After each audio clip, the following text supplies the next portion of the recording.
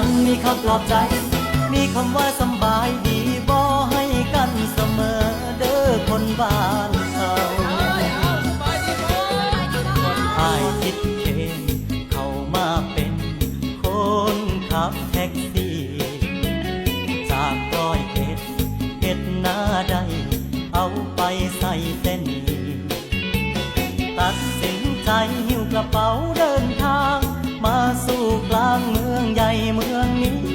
ได้เจอกันดูระลาบหลายทีเป็นจังใด